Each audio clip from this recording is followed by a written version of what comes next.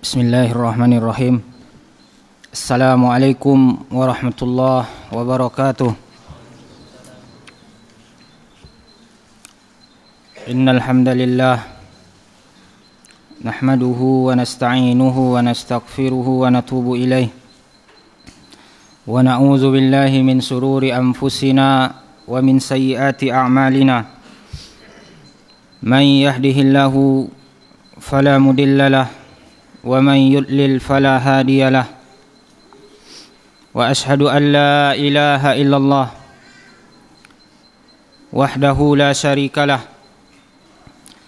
وأشهد أن محمدا عبده ورسوله وصفيه من خلقه وحبيبه أدى الأمانة وبلغ الرسالة ونصح الأمة وجاهد في الله حق الجهاد وتركنا على المحجة البيضاء ليلها كنهارها لا يزيغ عنها إلا هالك فصلوات الله وسلامه عليه وعلى آله وصحبه ومن سار على نهجه إلى يوم الدين.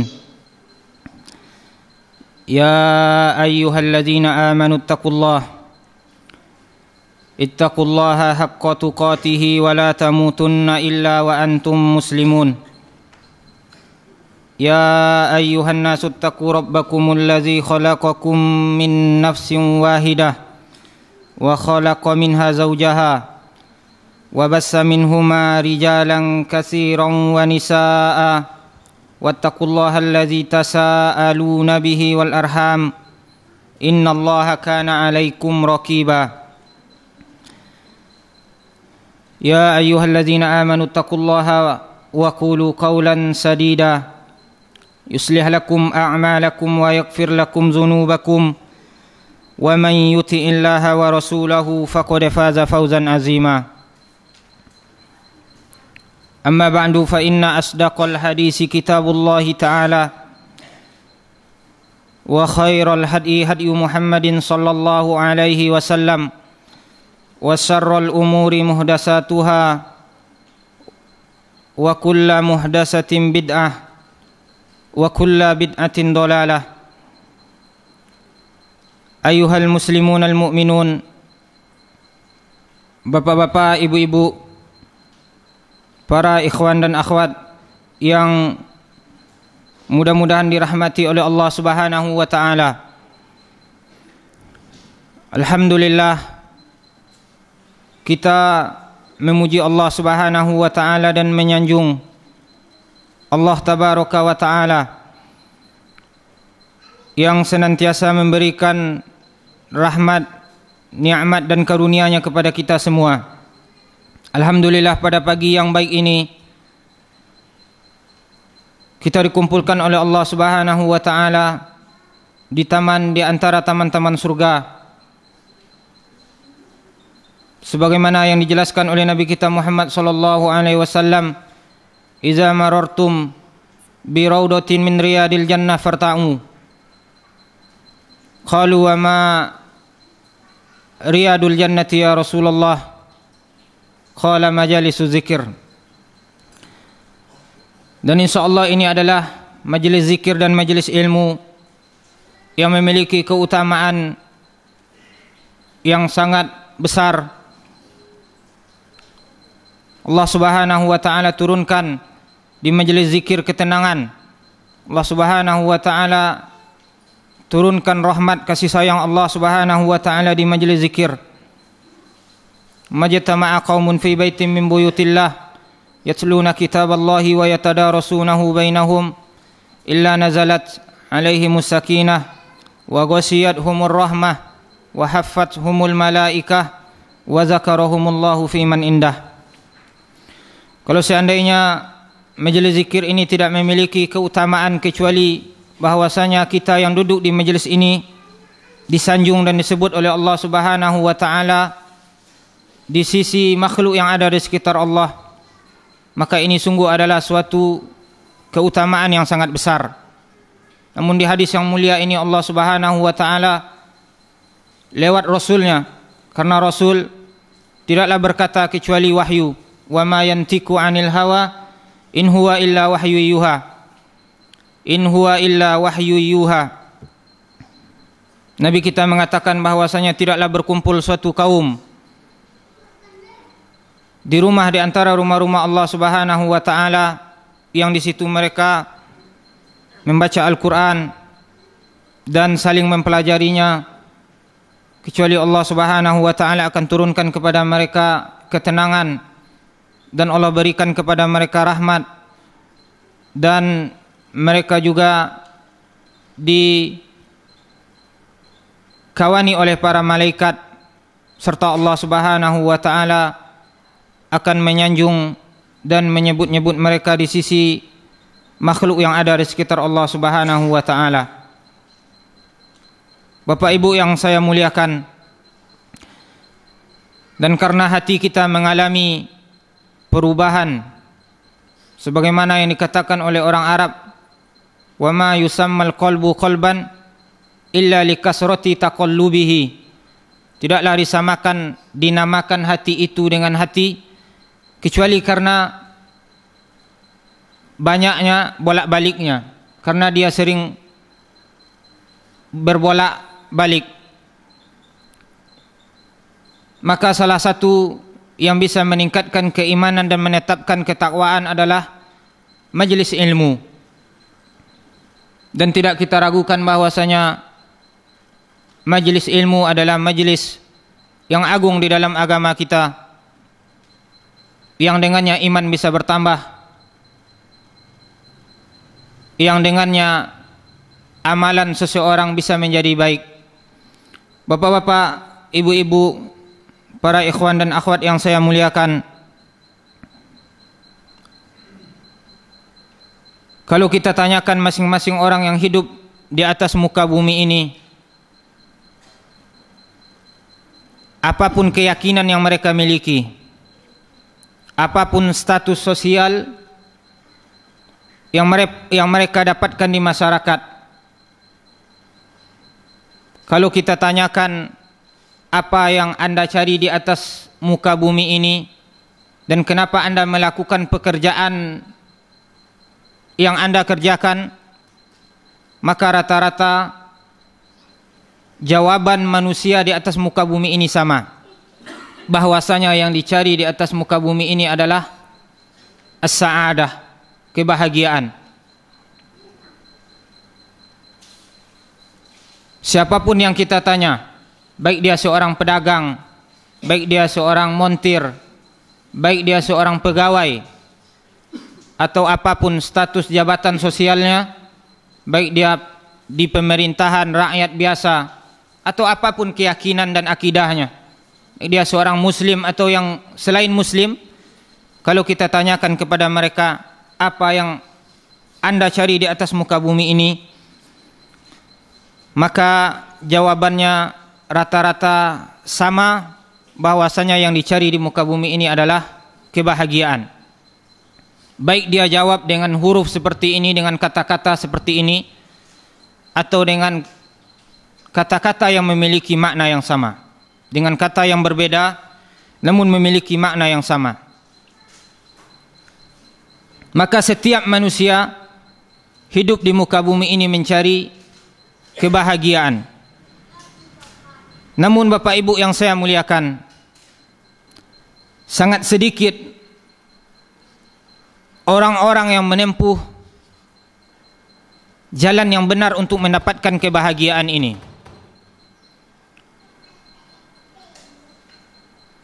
Dan kita katakan bahwasanya sangat sedikit orang-orang yang menempuh jalan yang benar di dalam mencari kebahagiaan adalah berdasarkan firman Allah Subhanahu wa taala. Bukan melalui polling, bukan melalui menghitung dan melihat, akan tetapi Allah di dalam Al-Qur'an mengatakan bahwasanya wa in tuti' aktsara man fil ardi yudilluka an sabilillah, dan apabila kalian taati dan apabila engkau taati kebanyakan manusia yang ada di muka bumi ini, maka mereka akan menyesatkanmu dari jalan Allah Subhanahu wa taala. Di ayat yang mulia ini Allah Subhanahu wa taala menjelaskan bahwasanya aktsaru man fil kebanyakan manusia di muka bumi ini sesat dan menyesatkan orang lain.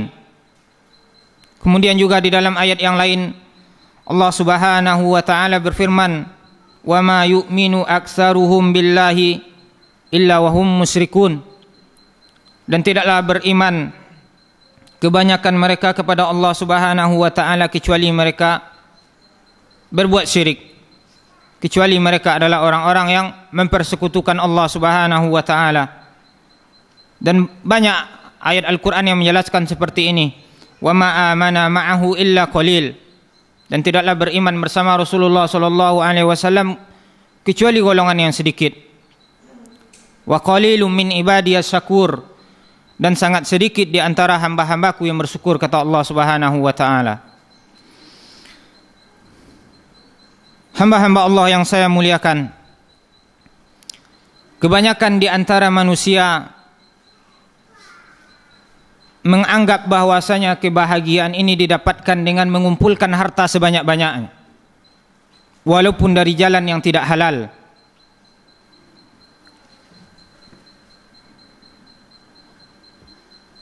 Dan harta bisa saja dia menjadi sebab di antara sebab-sebab yang membawa seseorang kepada kebahagiaan, dan bisa juga malah sebaliknya.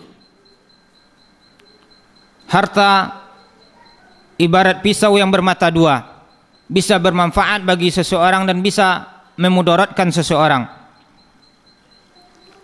Dan ini adalah kebanyakan pandangan manusia. Mereka mengatakan dan melihat bahwasanya kebahagiaan tidaklah dicapai kecuali dengan mengumpulkan harta sebanyak-banyaknya dari jalan manapun dia dapatkan, dengan menghalalkan segala cara. Dan kita tidak mengkerdilkan peranan harta. Harta adalah sesuatu yang sangat penting. Dan kita mengetahui dengan pengetahuan yang sangat yakin bahwasanya dakwah butuh kepada harta, bahwasanya menuntut ilmu butuh kepada harta, bahwasanya kemajuan perkembangan Islam dan kemuliaan umat ini butuh kepada harta. Namun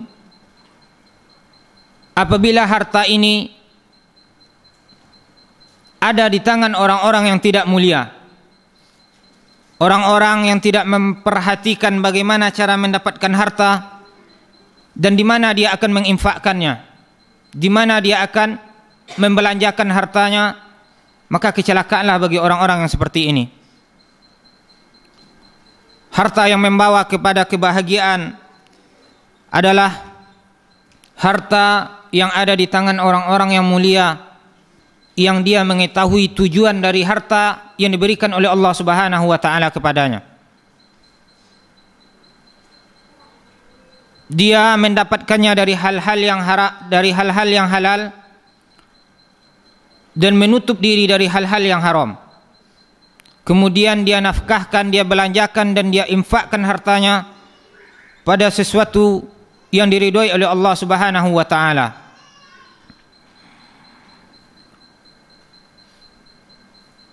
Bapak-bapak kaum muslimin dan ibu-ibu kaum muslimat yang saya muliakan, semua kita mengetahui kisah Qarun, yang mana dia diberi oleh Allah Subhanahu wa taala harta yang sangat banyak, sampai sekelompok pemuda yang memiliki tenaga yang kuat, yang memiliki kekuatan yang kuat, tidak mampu untuk membawa kunci-kunci yang dimiliki oleh Qarun.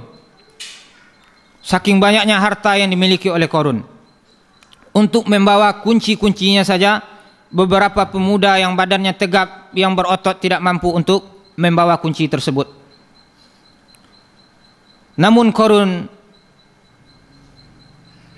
tidak mengetahui tujuan dari harta yang diberikan oleh Allah Subhanahu wa taala. Bahkan dia sombong dan membanggakan dirinya dan mengatakan bahwasanya tidaklah dia mendapatkan hal ini kecuali karena kepintarannya.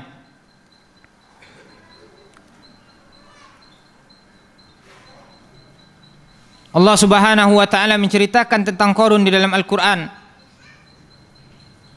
agar kita mendapatkan pelajaran dari hal tersebut, yang mana Qarun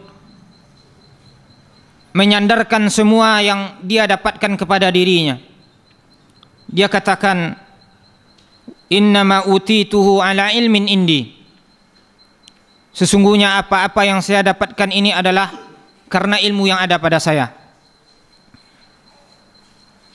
Maka orang-orang yang menyombongkan dirinya dan tidak mau menginfakkan hartanya di jalan Allah,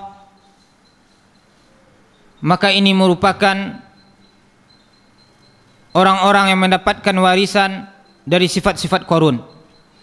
Orang-orang yang di zaman sekarang, walaupun dia tidak mengatakan innama utituhu min ilmin indi, sungguhnya saya mendapatkan hal ini berdasarkan ilmu yang saya miliki, sesungguhnya jabatan yang saya miliki, yang saya dapatkan saat sekarang ini adalah berdasarkan ilmu yang saya miliki, atau berdasarkan kecakapan dia di dalam mengolah, di dalam memanage waktunya, atau di dalam kekuatan dia bisa lembur, bekerja siang dan malam banting tulang, peras keringat dan yang lain-lainnya.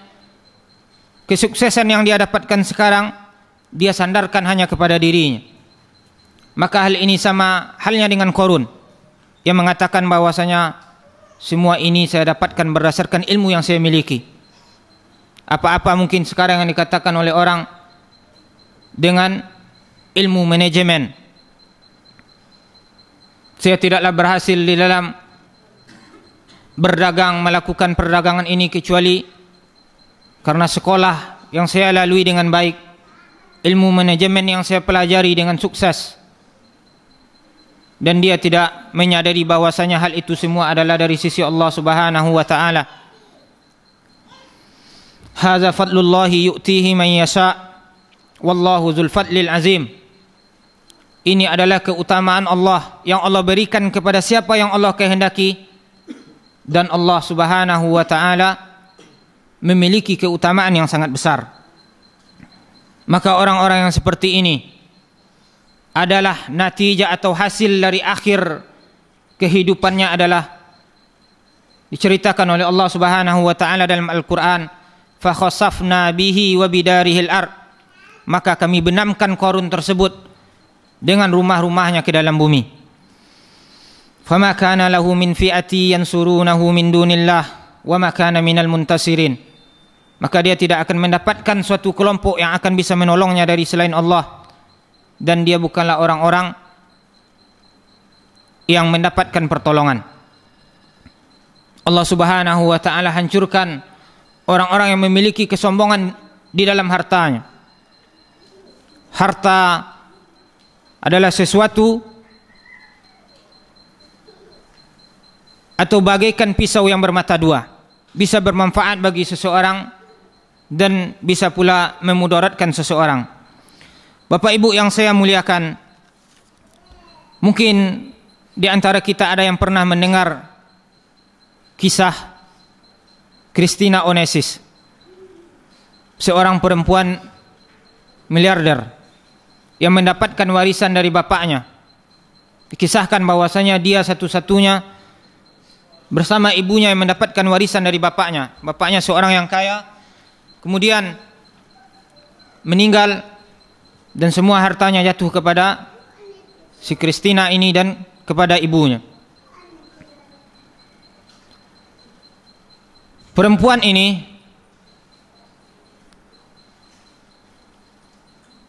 menjadi seorang perempuan yang terkaya di muka bumi ini. Kemudian dia menikah, diceritakan bahwasanya dia menikah dengan salah seorang yang berwarga negara Amerika. Dia menikah dengan laki-laki Amerika Serikat. Tidak beberapa lama setelah menikah, dia ceraikan laki-laki ini. Kemudian menikah untuk kali yang kedua dengan seorang laki-laki dari Yunani. Tidak berapa lama hidup bersama, dia ceraikan juga laki-laki ini. Kemudian yang ketiga, dia menikah lagi dengan seorang laki-laki dari Rusia. Dan di hari pernikahannya, majulah salah seorang dari wartawan kemudian bertanya kepadanya, engkau adalah perempuan yang terkaya di muka bumi ini. Kemudian bisakah, katanya, bagaimana bisa seseorang yang memiliki keyakinan kapitalis, dia dan bapaknya memiliki keyakinan kapitalis, bagaimana seseorang yang memiliki keyakinan kapitalis bisa hidup bersama dengan seseorang yang memiliki keyakinan ateis? Kemudian Christina ini mengatakan bahwasanya saya mencari ketenangan dan kebahagiaan. Tidak beberapa lama menikah dengan orang ateis ini, dengan orang Rusia, bercerai juga. Setelah itu menikah yang keempat kalinya dengan seorang laki-laki dari negara Prancis. Kemudian ditanya juga oleh salah seorang wartawan, engkau adalah seorang perempuan yang paling kaya di muka bumi, namun apakah Anda perempuan yang paling bahagia di atas muka bumi ini? Dia menjawab, tidak. Saya bukanlah orang yang paling bahagia, walaupun saya adalah orang yang terkaya di muka bumi, katanya. Dan benar bahwasanya Christina ini tidak mendapatkan ketenangan di dalam hidupnya. Tidak beberapa lama setelah pernikahannya yang keempat ini, orang-orang menemukan mayatnya terbujur bunuh diri di sebuah flat, sebuah apartemen di negara Argentina. Bapak dan Ibu yang saya muliakan, hal ini menunjukkan bahwasanya harta tidak menjamin kebahagiaan kepada seseorang. Kita bisa lihat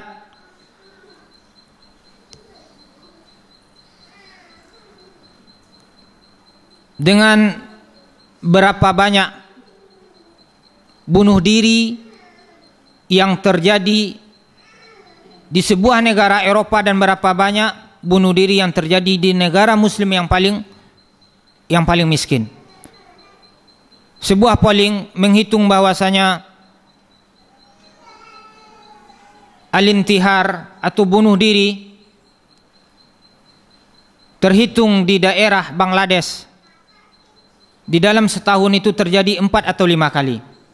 4 atau 5 orang melakukan bunuh diri di daerah Bangladesh. Bangladesh adalah negara Islam yang taraf kehidupan atau kebanyakan kaum muslimin berada di bawah garis kemiskinan. Kemudian juga mereka menghitung berapa jumlah orang yang bunuh diri di negara Swiss. Swiss kita ketahui adalah negara yang kaya, bahkan kebanyakan duit-duit kotor dibawa ke sana, dibawa ke negara Swiss ini.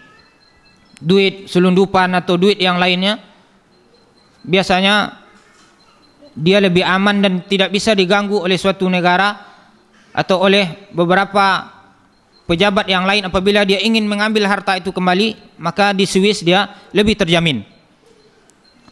Dikatakan bahwasanya bunuh diri yang terjadi di negara Swiss ini dalam setahun itu mengalami hitungan yang sangat besar, tidak bisa dihitung dengan jari. Jauh perbedaan antara ketenangan yang dihadapi oleh seorang muslim yang hidup di negara muslim, yang mungkin mereka berada di bawah garis kemiskinan, dengan seseorang yang memiliki agama yang lain, yang hidup dengan bergelimang harta, yang hidup mungkin dengan kemewahan, namun tidak memiliki ketenangan di dalam hatinya. Bapak Ibu yang saya muliakan, dan sebagian manusia membayangkan bahwasanya kebahagiaan ini tidaklah didapat kecuali dengan kepopuleran. Bahwasanya dia harus menjadi seorang yang populer, barulah dia akan mendapatkan ketenangan di dalam hatinya. Sebagaimana yang kita lihat kehidupan para artis, kehidupan di dunia perfilman, mereka meyakini bahwasanya kalau tidak tenar tidak akan bahagia. Dengan ketenaranlah seseorang dielu-elukan, diagung-agungkan, walaupun ketenaran yang mereka dapatkan dengan menjual agama mereka dengan beberapa potong dunia. Sebagian lagi menyangka bahwasanya kebahagiaan ini didapatkan dengan melakukan perbuatan maksiat, dengan bisa berzina, dengan bisa minum minuman khamar, dan dengan bebas melakukan apapun yang ia inginkan. Dan semua ini adalah suatu prasangka yang tidak ada dasarnya. Karena kebahagiaan adalah milik Allah Subhanahu wa taala, dan tidaklah seseorang mendapatkan kebahagiaan itu, dan Allah Subhanahu wa taala tidak berikan kebahagiaan tersebut kecuali kepada orang-orang yang taat kepada Allah Subhanahu wa taala. Kita lihat kehidupan artis, bahwasanya hari-hari mereka mungkin bahagia di dalam TV, bahagia ketika mereka disorot, namun di luar itu mereka memiliki beban yang sangat berat. Di luar itu tidak sedikit kita dengar bahwasanya mereka lari kepada narkoba, baik itu artisnya adalah sebagai seorang bintang film atau sinetron, atau dia hanya seorang pelawak, atau bahkan dia hanya seorang artis yang bisa bernyanyi. Mereka memiliki beban, dan mereka lari kepada narkoba tidak lain dan tidak bukan adalah ingin menghilangkan beban yang mereka miliki.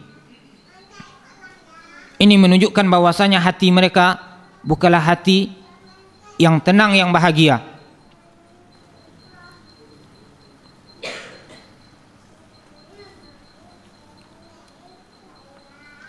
Dan apabila seseorang menyangka bahwasanya kebahagiaan itu tidak didapatkan kecuali dengan melakukan perbuatan maksiat, maka lihatlah keadaan hati kita sesudah berbuat maksiat kepada Allah Subhanahu wa taala. Bagaimana keadaan hati kita sesudah melakukan maksiat, dan lihat juga bagaimana ketenangan hati sudah melakukan suatu ibadah kepada Allah Subhanahu wa taala. Lihatlah ketenangan hati kita sesudah solat 2 rakaat di malam hari. Bagaimana tenangnya hati sesudah membaca sebuah kitab umpamanya. Bagaimana tenangnya hati sesudah mendengarkan sebuah kajian. Berbeda hati seseorang yang berada di majelis zikir dengan hati seseorang yang berada umpamanya di majelis atau di tempat-tempat hiburan.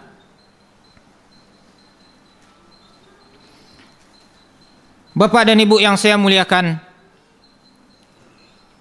jadi seseorang tidaklah akan mendapatkan dan merasakan kebahagiaan kecuali pada apa-apa yang telah digariskan oleh Allah dan Rasul-Nya. Dan sebagaimana yang kita katakan tadi bahwasanya kebahagiaan itu adalah milik Allah Subhanahu wa taala, dan tidaklah seseorang bisa meraih kebahagiaan ini kecuali pada apa-apa, kecuali dengan apa-apa yang telah digariskan oleh Allah dan Rasul-Nya, baik itu di dalam Al-Quran maupun di dalam hadis-hadis Nabi kita Muhammad SAW. Kebahagiaan tidak akan didapatkan kecuali yang pertama adalah dengan keimanan dan berbuat amal soleh. Kebahagiaan tidak akan didapatkan kecuali dengan keimanan dan melakukan amal soleh. Allah Subhanahu wa taala berfirman di dalam Al-Quran, "Man amila solihan min zakarin aw unsa wa huwa mu'min."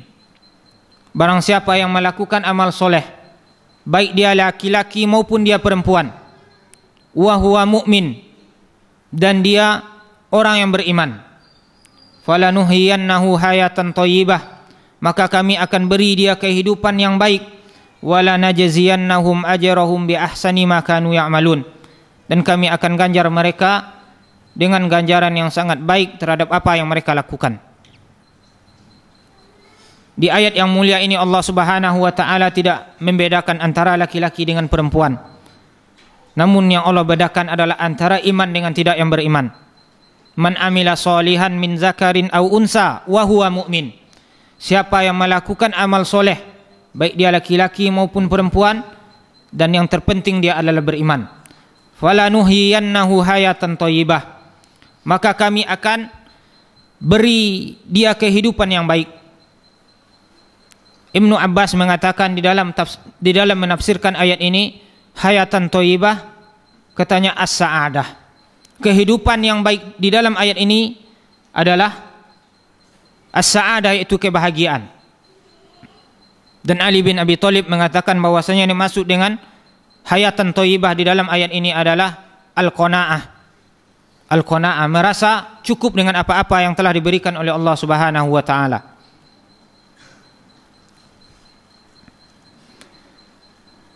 Dan di dalam ayat yang lain Allah Subhanahu wa taala berfirman dalam surat, di dalam juz yang ke-26, Allah Subhanahu wa taala berfirman, huwallazi anzala sakinata fi qulubil mu'minina liyazdadu imanan ma'a imanihim. Dialah Allah Subhanahu wa taala yang menurunkan as-sakinah, ketenangan, fi qulubil mu'minin, di hati orang-orang yang beriman, liyazdadu imanan ma'a imanihim, agar bertambah keimanan mereka di atas keimanan. Allah Subhanahu wa taala jelaskan, Allah menurunkan ketenangan di hati orang-orang yang beriman. Huwallazi anzala sakinata fi qulubil mu'minin, di hati orang-orang yang beriman. Adapun orang-orang yang tidak beriman, maka ketenangan yang mereka dapatkan adalah ketenangan yang semu. Kemudian Bapak dan Ibu yang saya muliakan, semua kita mengetahui apa itu iman. Iman bukanlah sesuatu yang didengung-dengungkan di lisan, sesuatu yang kita kata-katakan di lidah, kita beriman, saya bertakwa. Namun iman harus memiliki, harus ada di lisan, harus ada di hati, dan juga harus ada di amalan, di anggota tubuh kita. Dan iman dia mengalami pertambahan dan juga mengalami penurunan. Al-imanu yazidu wa yanqus, iman mengalami tambahan dan mengalami pengurangan. Yazidu bit ta'ah wa yanqusu bil ma'siyah. Dia bertambah dengan keimanan dan kurang dengan kemaksiatan. Hendaklah dengan keimanan yang pertama sekali seseorang akan mendapatkan kebahagiaan. Kemudian sesudah itu dengan amal soleh yang dia lakukan kepada Allah Subhanahu wa taala. Menuntut ilmu merupakan amal soleh. Salat, amal soleh. Semua apa-apa yang dicintai dan diridhoi oleh Allah Subhanahu wa taala, maka dia termasuk kepada amal soleh. Dan orang-orang yang mencari kebahagiaan di luar ini, maka dia tidak akan mendapatkannya kecuali hanyalah kebahagiaan yang di ujungnya adalah malapetaka, yang di ujungnya adalah kesengsaraan.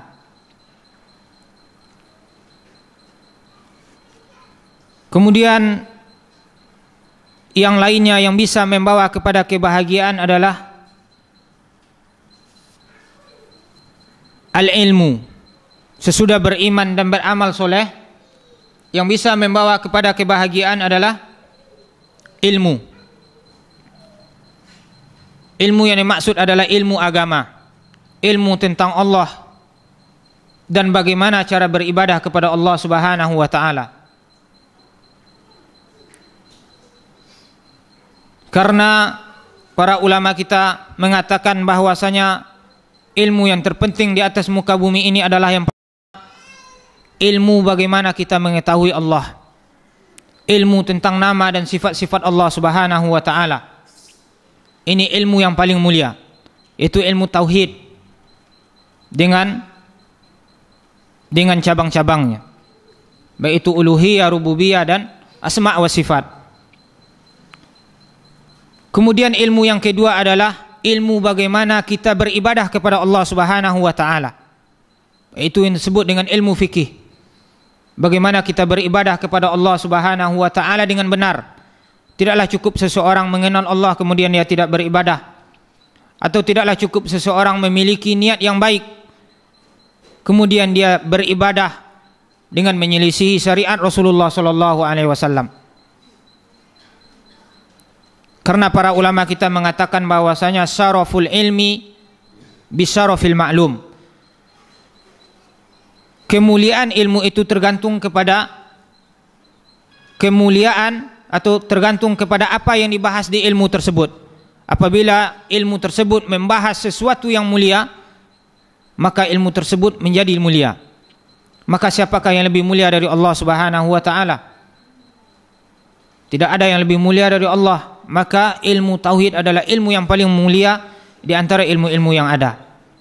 Kemudian sesudah itu, ilmu yang mulia adalah bagaimana seseorang mengetahui cara-cara beribadah kepada Allah Subhanahu wa taala dengan benar.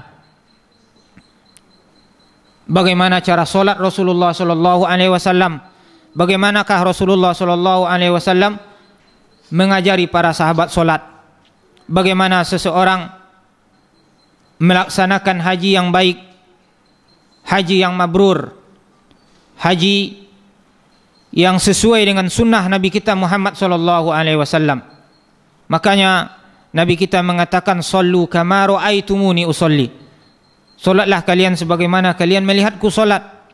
Khuzu anni manasikakum, ambillah dariku cara manasik kalian. Di sini Rasulullah sallallahu alaihi wasallam menggariskan kepada kita, kepada para sahabat dan juga kepada kita semuanya, bagaimana kita mengambil, mencontoh dari Rasulullah sallallahu alaihi wasallam ibadah-ibadah tertentu. Di dalam hadis yang mulia ini ada dua ibadah yang ditentukan oleh Rasulullah, yaitu solat dan haji. Namun di dalam hadis yang lain yang dikeluarkan oleh Bukhari dan Muslim dari Ummul Mukminin Aisyah radhiyallahu anha, bahwasanya Nabi kita sallallahu alaihi wasallam bersabda, "Man ahdasa fi amrina hadza ma laysa minhu fahuwa rad." Siapa yang mengada-adakan suatu perbuatan di dalam urusan kami, di dalam agama kami, maka perbuatan tersebut tertolak. Dan ini umum di semua ibadah. Di semua ibadah yang telah digariskan oleh Rasulullah sallallahu alaihi wasallam. Maka kita tidak boleh menyelisihi kaifiyahnya, cara-cara dan sifatnya. Haruslah mengikut kepada contoh yang telah diajarkan oleh Nabi kita Muhammad sallallahu alaihi wasallam. Bapak dan Ibu yang saya muliakan, dengan ilmu seseorang menjadi bahagia walaupun dia kekurangan dari segi materi. Al-Imam Syafi'i, Imam Syafi'i, imam yang sangat masyhur, Muhammad bin Idris Asy-Syafi'i, yang hidup pada tahun 204 Hijriah, meninggal pada tahun 204 Hijriah, mengatakan, "Lamma tawajjahtu ila talab nazartu fil ulum." Ketika saya menuntut ilmu, ketika saya mulai menuntut ilmu, saya melihat kepada ilmu-ilmu yang ada. Fawajadtu afdolaha ilmain, maka saya mendapatkan bahwasanya ilmu yang paling mulia itu ada dua, ilmal adyan wa ilmal abdan, yaitu ilmu agama dan ilmu tentang badan, yaitu ilmu tib, ilmu kedokteran, ilmu tentang kesehatan. Kemudian Imam Syafi'i mengatakan, summa ta'ammaltu fawajadtu ilmal adyani yuslihud dunya wal akhirah.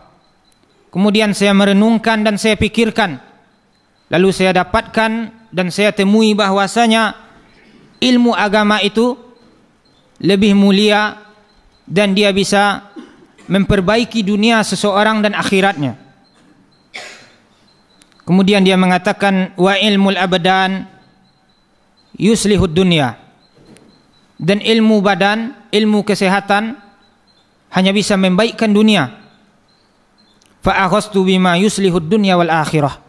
Maka saya mengambil ilmu yang bisa membawa kebahagiaan di dunia dan akhirat. Ini dikatakan oleh Imam Syafi'i. Imam Syafi'i mengatakan bahwasanya ketika saya mulai menuntut ilmu, saya lihat bahwasanya di antara ilmu-ilmu yang ada, yang mulia itu ada dua ilmu. Yang pertama, ilmu adayan atau ilmu agama. Kemudian yang kedua, ilmu abdan, ilmu tentang badan kita, ilmu tentang kesehatan badan. Kemudian Imam Syafi'i mengatakan, lamma ta'amaltu, ketika saya merenungkan dan saya pikirkan, maka saya dapatkan bahwasanya ilmu agama ini dia membaikkan dunia saya dan akhirat saya. Dan ilmu badan, ilmu kesehatan, baiknya hanya untuk dunia. Maka saya mengambil, artinya bahwasanya dia memulai menuntut ilmu yang membaikkan dunia saya dan akhirat saya. Kaum muslimin yang saya muliakan, kemudian yang ketiga yang bisa membuat seseorang bisa menjadi bahagia adalah rasa qanaah. Rasa qanaah yang dia miliki, merasa cukup dengan apa yang diberikan oleh Allah Subhanahu wa taala. Dan ini juga sesuatu yang sangat penting bagi seseorang yang menginginkan kebahagiaan. Sebagaimana yang ditafsirkan oleh Ali bin Abi Thalib tadi, bahwasanya yang dimaksud dengan hayatan thayyibah adalah al-qanaah, merasa kaya. Dan demi Allah Subhanahu wa taala, apabila seseorang memiliki jutaan dinar,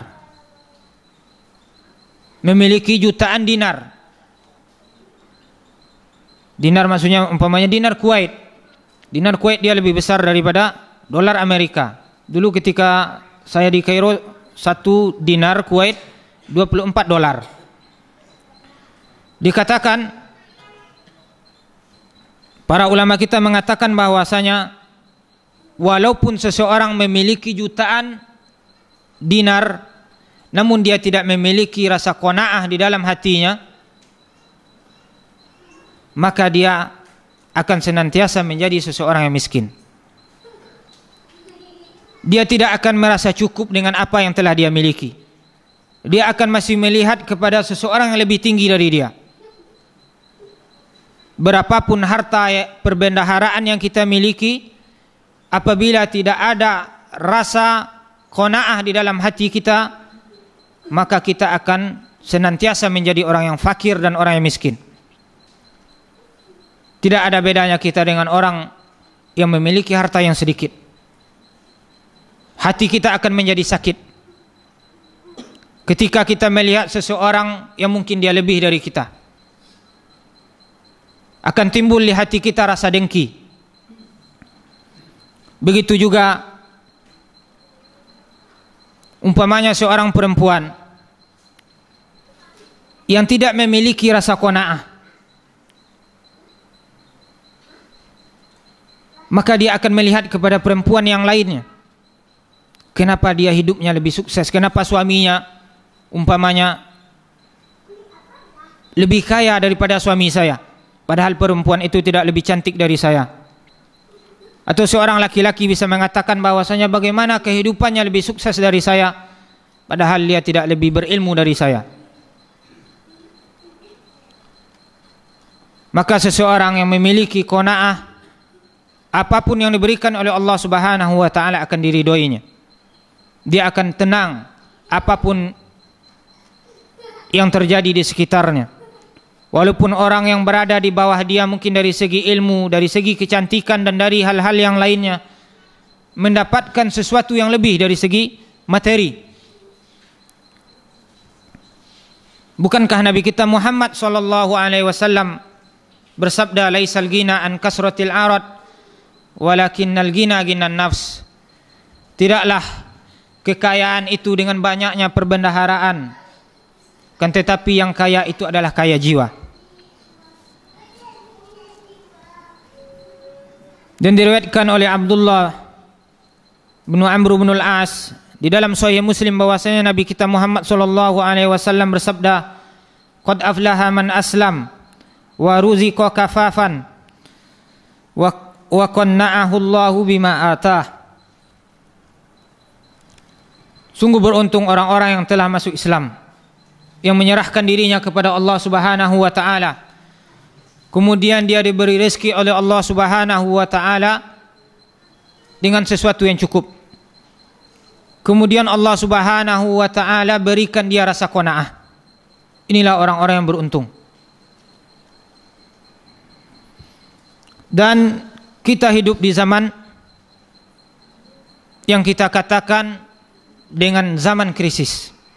Kita hidup di zaman kelaparan. Namun Bapak dan Ibu yang saya muliakan, sebenarnya kehidupan kita ini tidaklah kita seperti ini kecuali disebabkan karena ulah tangan kita semuanya. Kita katakan bahwasanya kita hidup di zaman kelaparan, di daerah kelaparan, dan di negara yang miskin. Namun sebenarnya yang menjadi masalah bahwasanya Allah Subhanahu wa taala tidak berikan rasa qanaah. Kita tidak memiliki rasa qanaah yang bisa membuat kita ridha terhadap apa-apa yang telah ditentukan oleh Allah Subhanahu wa taala terhadap kita. Dan kadang-kadang kita malah mengopor kesalahan ke barat dan ke timur, ke utara dan ke selatan. Kita katakan bahwasanya kita hidup di dalam kesempitan. Kemudian kita katakan bahwasanya hal ini disebabkan karena pengaruh barat, tekanan dunia barat. Kadang-kadang kita opor kesalahan kepada pemerintah. Kadang-kadang kita salahkan ulama kita. Kadang-kadang kita salahkan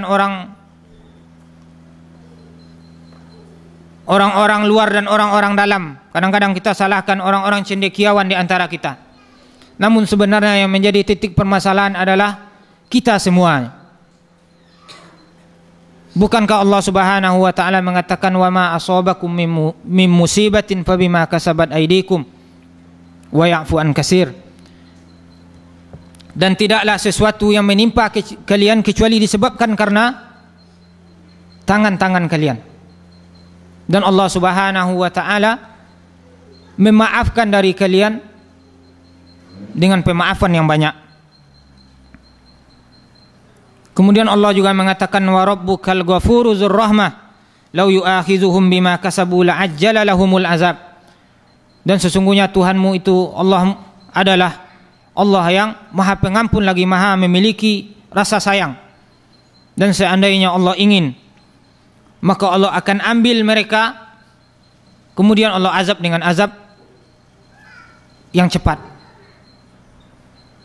Kalau seandainya Allah Subhanahu wa taala tidak memiliki rasa ampun dan rasa sayang, maka sungguh kita sudah berhak akan mendapatkan azab karena dosa-dosa yang kita lakukan.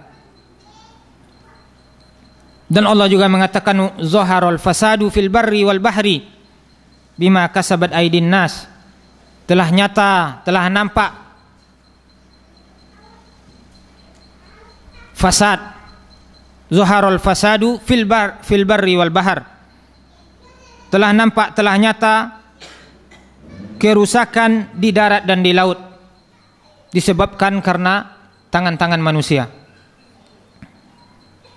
Namun walaupun demikian, kita masih mengatakan bahwasanya kesalahan itu bukan di kita.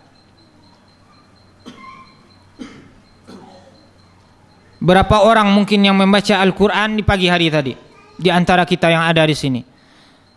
Atau berapa orang yang di antara kita yang sholat subuh berjamaah pagi tadi?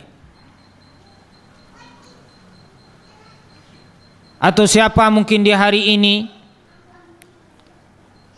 yang telah melakukan perbuatan dosa di paginya? Tidak ada di antara kita yang selamat. Maka tidaklah pantas bagi kita untuk mempulangkan kesalahan-kesalahan kepada orang lain. semua kita harus mengintrospeksi diri kita, bahwasanya kesalahan ada di kita, bahwasanya yang harus diperbaiki adalah dari diri kita, kemudian dari keluarga kita, baru nanti berubahlah negara kita. Bukankah Allah Subhanahu wa taala juga mendidik para sahabat dengan hal yang seperti ini ketika mereka dikalahkan oleh orang-orang Quraisy, orang-orang kafir ketika perang Uhud. Kemudian mereka mengatakan, dari mana kekalahan ini?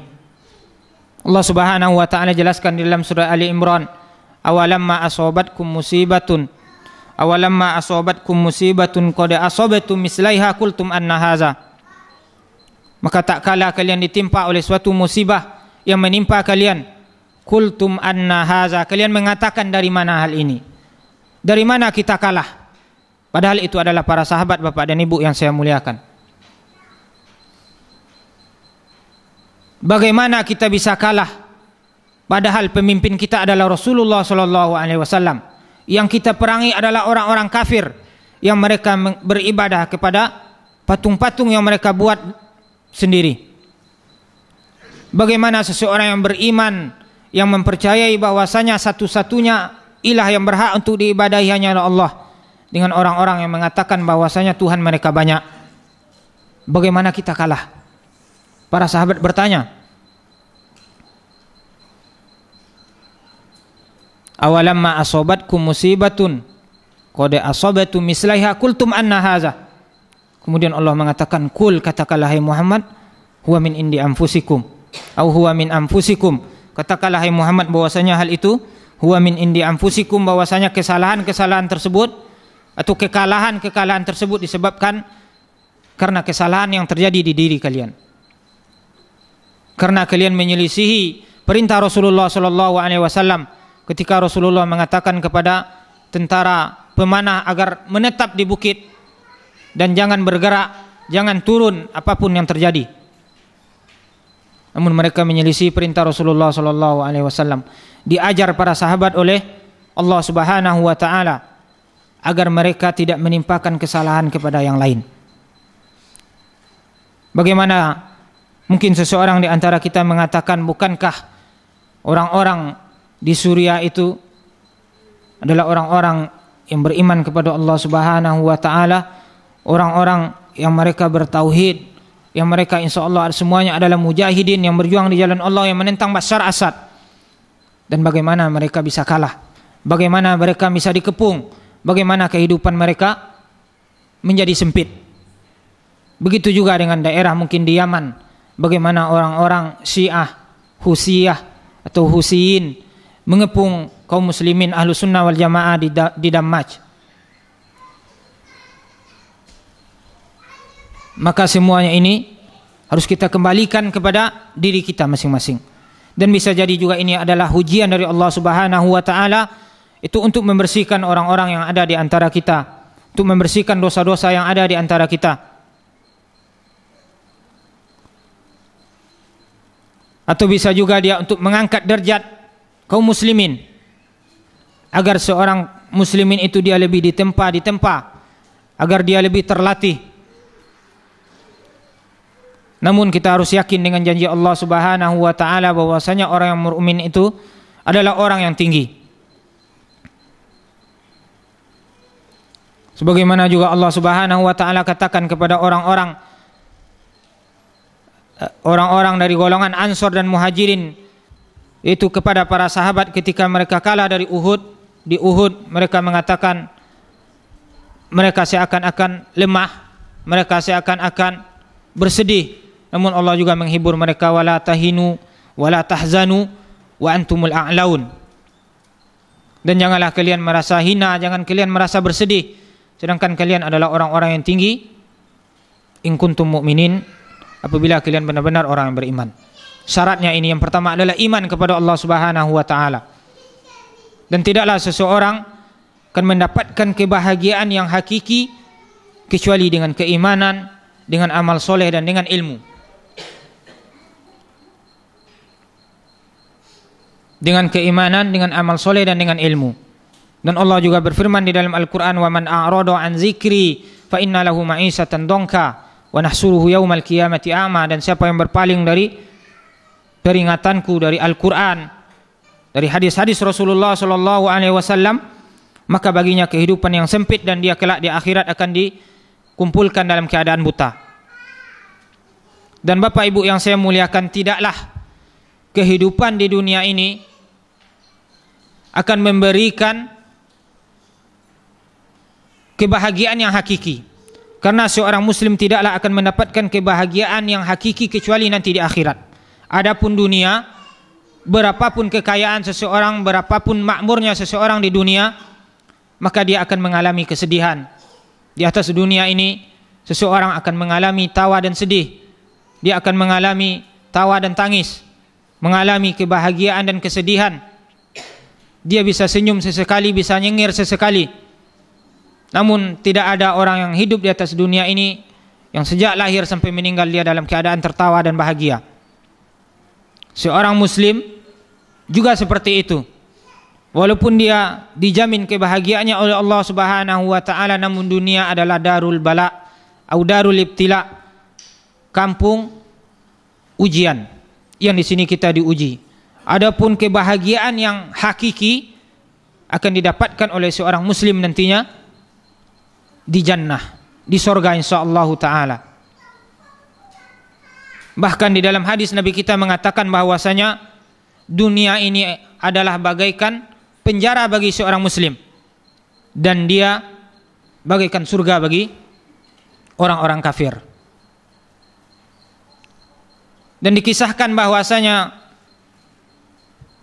seorang Yahudi yang hidup di Mesir di zaman Ibnu Hajar al-Asqalani, ketika itu Ibnu Hajar menjadi qadi terbesar, menjadi hakim yang paling besar di negara Mesir, dan dia hidup dengan kehidupan yang mewah. Dia memakai pakaian yang bagus, hidup di atas tunggangan yang bagus. Kemudian Yahudi ini adalah seorang pengemis, hidup dengan memakai pakaian yang compang-camping, kemudian kerjanya meminta-minta. Ketika dia melihat Ibnu Hajar dengan kemewahan yang dia miliki, maka Yahudi tadi ini datang kepada Ibnu Hajar, kemudian dia berkata, wahai qadi, katanya, bukankah di dalam agama kalian mengatakan bahwasanya dunia ini adalah penjara bagi orang-orang muslim dan surga bagi orang-orang kafir? Nah, engkau dengan kehidupan yang engkau miliki sekarang ini, bagaimana hal ini dikatakan dengan penjara? Dan saya dengan kehidupan saya saat sekarang ini, bagaimana hal ini bisa dikatakan dengan surga, katanya. Bukankah engkau berada di atas surga, di atas dunia ini, dalam kehidupan ini, dan saya berada di penjara saat sekarang ini, di dalam kehidupan dunia. Kemudian apa jawaban Ibnu Hajar? Ibnu Hajar mengatakan bahwasanya saya, katanya, dengan kehidupan yang ada pada saya saat sekarang ini, apabila dibandingkan dengan kehidupan akhirat kelaknya di surga, maka hal ini bagaikan penjara dengan surga. Karena kehidupan dunia ini, berapapun nikmat yang kita dapatkan, maka tidak ada bandingannya apabila kita bandingkan dengan kehidupan surga. Sedangkan engkau, kata Ibnu Hajar, dibandingkan dengan azab yang engkau dapatkan nanti di neraka, maka hal ini adalah bagaikan surga untukmu. Karena azab yang menunggumu adalah azab yang sangat pedih. Begini ulama kita menjawab kepada seorang Yahudi yang dia mungkin akalnya tidak bisa menerima hadis Rasulullah sallallahu alaihi wasallam yang mengatakan bahwasanya ad-dunya sijnul mu'min. Dunia itu adalah penjara orang-orang beriman dan surganya orang-orang kafir. Kehidupan orang-orang kafir dengan kemewahan dan kemiskinan dan kemalangan yang mereka hadapi saat sekarang ini, apapun kehidupan orang kafir apabila dibandingkan dengan kehidupan akhirat, maka ini adalah surga bagi mereka. Ini adalah surga bagi mereka karena yang menunggu mereka adalah suatu azab yang sangat pedih. Bapak dan Ibu yang saya muliakan, tadi kita katakan bahwasanya harta dia tidak bisa menjamin kepada kebahagiaan. harta bahwasanya dia tidak bisa menjamin kebahagiaan. Dikisahkan tadi tentang kisah Qarun, yang mana hartanya malah membawa kepada kecelakaan kepadanya. Dan juga dikisahkan oleh salah seorang syekh, dia menceritakan bahwasanya ada seseorang yang hidup di kota Mansurah, sebuah kota di daerah Mesir. Seseorang yang hidup dengan kehidupan yang sangat kaya. Dia mengatakan bahwasanya dia memiliki simpanan sebanyak 600 juta dolar. 600 juta dolar banyak petinya yang tersimpan saja. Kemudian ini di luar kebutuhan mingguan bulanannya. Katanya dia mengatakan bahwasanya saya memiliki 600 juta dolar. Dan dia memiliki seorang istri, memiliki 2 orang anak. Anaknya yang perempuan sudah menikah. Kemudian anaknya yang laki-laki, dia melakukan perpindahan ke salah satu negara teluk. Dia ingin berpisah dari bapaknya, ingin menunjukkan bahwasanya dia bisa mandiri. Dia mencari pekerjaan di salah satu negara teluk. Kemudian pada suatu hari bapak ini, dia melakukan suatu perjalanan dengan istrinya dan salah seorang supirnya. Dan ketika dalam perjalanan, dia mengalami kemalangan, mobilnya kecelakaan, tabrakan. Meninggallah istrinya pada kecelakaan tersebut, dan dia mengalami lumpuh total. Tangan dan kakinya lumpuh. Kemudian supirnya tidak ditimpa oleh sesuatu kecuali hanya luka-luka lecet sedikit, tidak mengalami patah dan tidak mengalami sesuatu yang parah. Kemudian laki-laki ini sesudah dia dirawat di rumah sakit, akhirnya di rumah mengalami lumpuh total dan dirawat oleh sopirnya tadi. Kemudian dia mengatakan bahwasanya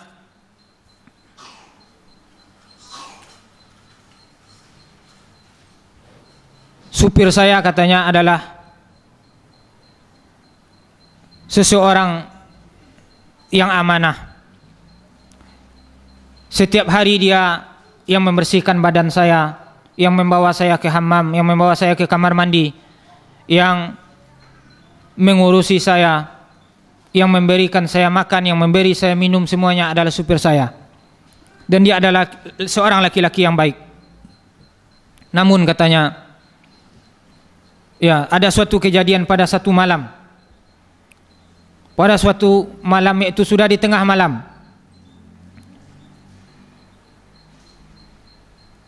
supirnya ini sudah tidur. Supirnya di kamar sebelah yang ada di depan kamarnya, dan pintunya selalu terbuka. Sudah tengah malam dan supirnya dilihat sudah tidur, dan dia sangat capek karena bekerja di siang hari bersama mengurusi bapak ini. Bapak ini mengatakan bahwasanya pada tengah-tengah malam saya mengalami gatal yang sangat di punggungnya. Punggungnya gatal yang sangat gatalnya. Kemudian dia mau membangunkan supir tersebut, dia malu. Karena katanya, saya sudah lihat dia terlalu capek bekerja mengurusi saya dari pagi sampai malam. Kemudian karena gatalnya ini terlalu sangat masih terus, akhirnya dia menangis. Menangis tidak bisa untuk menggaruk gatalnya ini. Kemudian dia sampai mengatakan, siapa, katanya, yang mau mengambil 600 juta dolar yang saya miliki, kemudian dia mau menggaruk punggung saya. Nah, satu garukan nilainya 600 juta dolar. Bayangkan. Kebanyakan di antara kita, wahai bapak dan ibu yang saya muliakan, kita tidak mengetahui besar dan agungnya suatu nikmat yang diberikan oleh Allah Subhanahu wa taala kepada kita, kecuali ketika nikmat itu dicabut oleh Allah Subhanahu wa taala. Awak kalau kini mengalami gatal, maka ayo awak gawi. Apabila gatalnya berlebih, mungkin saja menimbulkan kemarahan di hati awak. Gata jolai. Mungkin awak berang, tapi awak tahu menggawi. Dan kita tidak bersyukur bahwasanya kita masih diberi tangan oleh Allah Subhanahu wa taala untuk bisa menggaruk. Kalau seandainya Allah hilangkan tangan kita, Allah hilangkan kedua tangan kita, atau dia tidak bisa bergerak, dia lumpuh total, awak akan menggawi punggung awak. Bapak ini di dalam hatinya dia katakan bahwasanya siapa yang mau mengambil 600 juta dolar, maka dia harus menggaruk punggung saya. Tidak ada nilainya 600 juta dolar ketika seseorang butuh kepada sesuatu.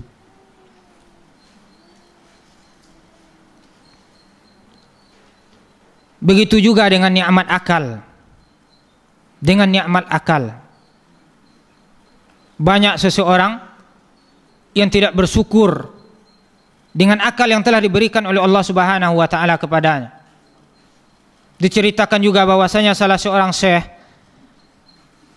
dia mau melaksanakan suatu kajian, atau dia menziarahi sebuah rumah sakit jiwa. Dia menziarahi sebuah rumah sakit jiwa.